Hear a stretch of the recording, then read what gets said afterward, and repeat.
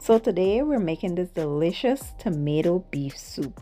If you're a tomato lover, you'll definitely enjoy this one. Let's get into the recipe.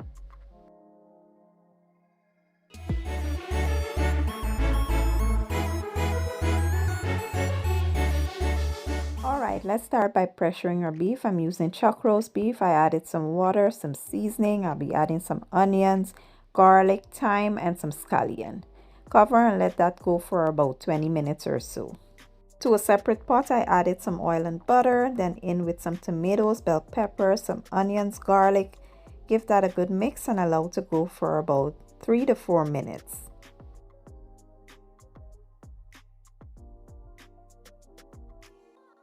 Next, I'll be adding some tomato sauce. You want to give it a little stir and allow it to go for about 5 to 8 minutes or so we can sweeten it up a bit. Cook away that acidity. Now I'll be using my immersion blender and I will just blend everything to a smooth consistency. Once everything is nicely blended, I will now add some beef broth. I am using the broth that we pressure the beef in. I just strain everything so that the broth is nice and clear, and it was absolutely flavorful.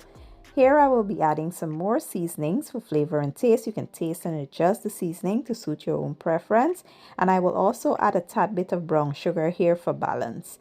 I will also add some mixed vegetables in with my beef, give it a good mix, and we will cover and allow this to simmer on low heat for about 15 to 20 minutes.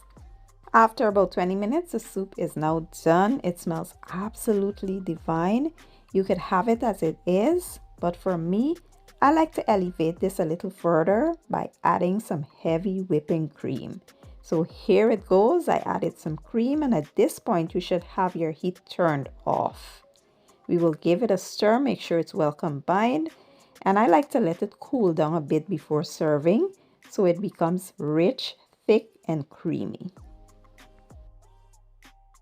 And here you have it, my version of the most delicious tomato beef soup. If you're a tomato soup lover, you will definitely enjoy this.